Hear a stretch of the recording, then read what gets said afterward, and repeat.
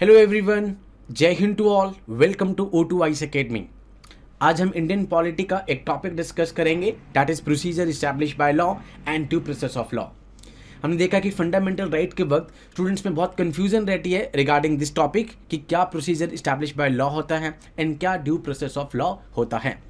तो आज हम इन दोनों टॉपिक्स को डिस्कस करेंगे with the help of two cases. One is A.K. Gopalan case and second is Maneka Gandhi case, landmark case, जिसके बाद due process of law existence में आता है। सो अगर आपने अभी तक भी O2 आइस अकेडमी की ऐप डाउनलोड नहीं की है तो आप इसे आज ही डाउनलोड कीजिए सो डैट आपकी प्रिपरेशन और ढंग से हो सके, बिकॉज यहाँ पर हमारे बहुत से फ्री स्टडी मटेरियल भी हैं प्लस पेड स्टडी मटेरियल भी हैं। अब हम डिस्कस करेंगे A.K. गोपालन केस।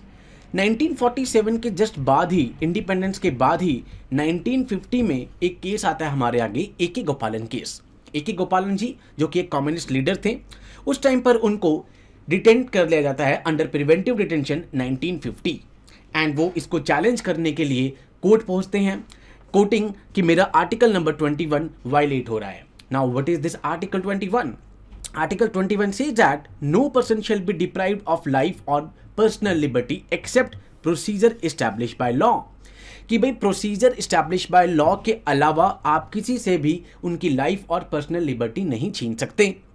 बट यहाँ पर जब उन्होंने आर्टिकल नंबर 32 जो कि एक होती है रिट जुरिडिक्शन, जिसमें आप रिट डाल सकते हैं कोर्ट्स में जब आपके फंडामेंटल राइट्स वायलेट हो रहे हैं, तो जब सुप्रीम कोर्ट में ये केस पहुंचा तो सुप्रीम कोर्ट ने यहां पर कहा कि जो प्रोसीजर इस्टेब्लिश किया गया है बाय लॉ, जो यहां पर प्रोसीजर है वो ढंग से फॉलो किया गया है थ्रू द लेजिस्लेचर, तो यहां पर लॉ में तो कोई भी खराबी नहीं है। सो यहां पर उन्होंने बहुत ही एक नैरो जजमेंट दी एंड यहां पर जो उनकी डिटेंशन थी उसको लीगल घोषित किया गया।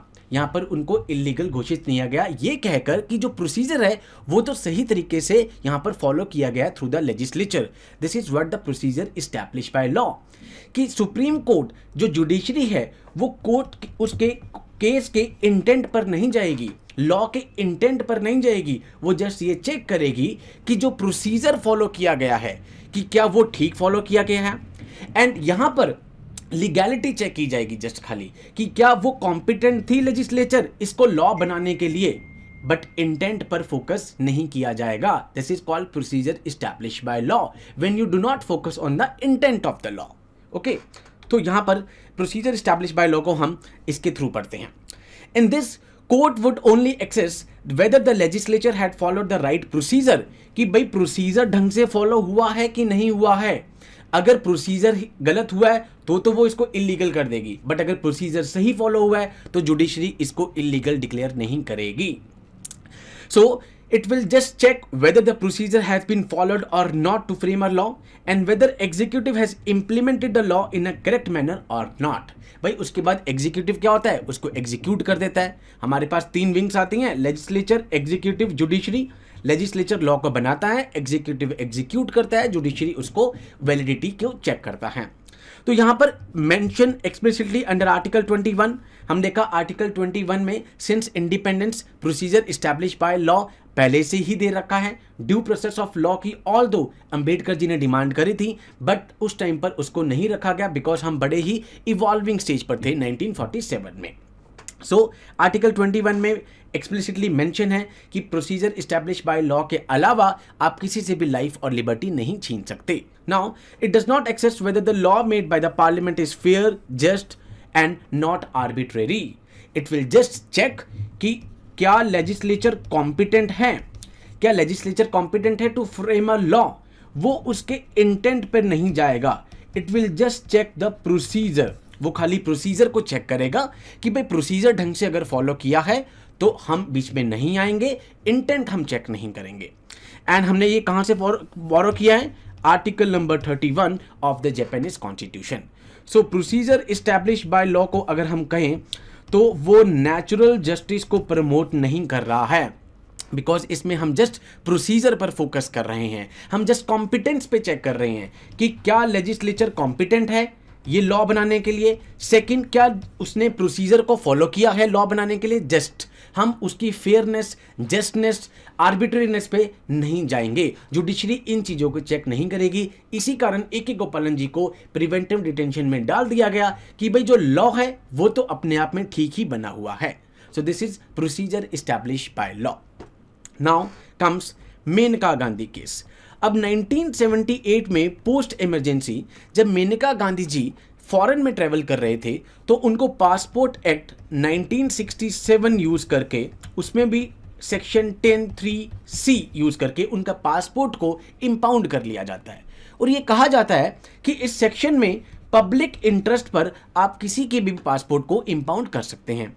अब यहां पर मेनका गांधी जी ने सवाल उठाया कि आर्टिकल नंबर 21 में मेरे पास राइट टू ट्रेवल अब्रॉड है, बिकॉज 1967 में हमारे पास सतवंत सिंह केस आता है जिसमें यह कहा जाता है कि right to travel abroad is mentioned will be covered under article number 21. अगर आपको कंट्री के अंदर ट्रेवल करना है तो you will have article number 19, but अगर आपको अब्रॉड करना है तो आर्टिकल नंबर 21. सो यहां पर मेनका गांधी जी को एयरपोर्ट पे ही रोक लिया जाता है. वो इस चीज को चैलेंज करती हैं सुप्रीम कोर्ट में. वो कहती हैं कि पहले तो आर्टिकल नंबर 14 इनइक्वालिटी हुई है मेरे साथ, उसके बाद article number 19 that is freedom of speech and expression, because उस टाइम पर वो एक मैगजीन को चला रही थी, सूर्य मैगजीन, जिसमें उन्होंने कहा जाता है कि कुछ डिफेंस मिनिस्टर के जो लड़के थे उनके बारे में कुछ आर्टिकल्स को लिखा था. बट उनको यहाँ पर आर्टिकल 19, 14 और article number 21 right to travel abroad, इन सब को मद्देनजर रखते हुए उनके पासपोर्ट को इंपाउंड कर लिया जाता है.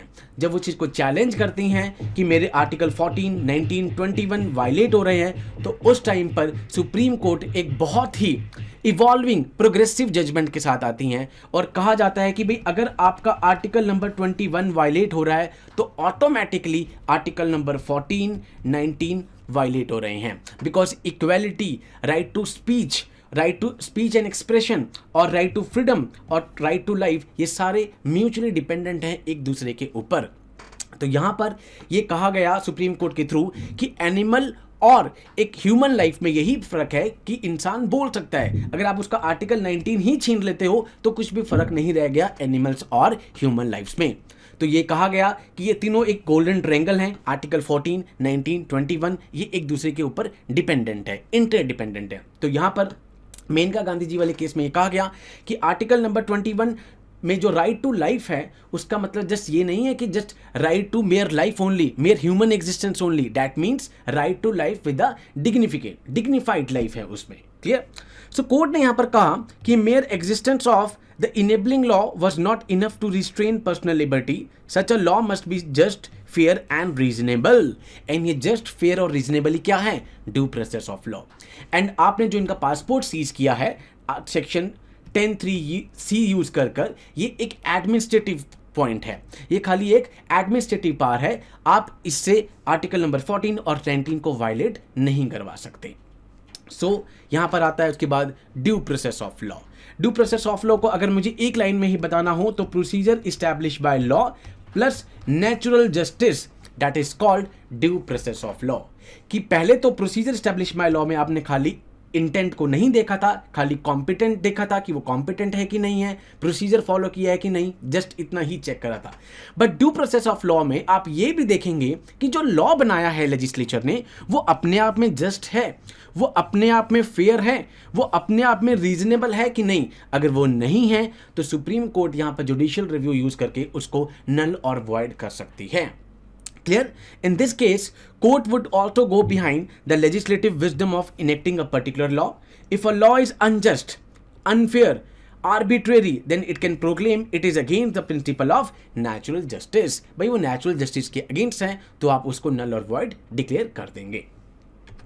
Now, it protects the individual not against the arbitrary action of the executive but also of the legislative. वो खाली प्रोसीजर इस्टेब्लिश बाय लॉ आपको एग्जीक्यूटिव के अगेंस्ट बचा रहा था, ये लेजिस्लेटिव बॉडीज के अगेंस्ट भी बचा रहा है कि लेजिस्लेचर ने लॉ ठीक बनाया है कि नहीं बनाया है.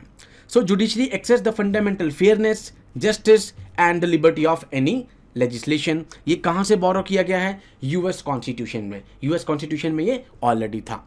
तो आई होप आपको procedure establish by law and due process of law अब ढंग से समझ में आ गया होगा एंड कोई भी कंफ्यूजन नहीं रही होगी. तो with this word I am concluding today's lecture. जय हिंद टू ऑल.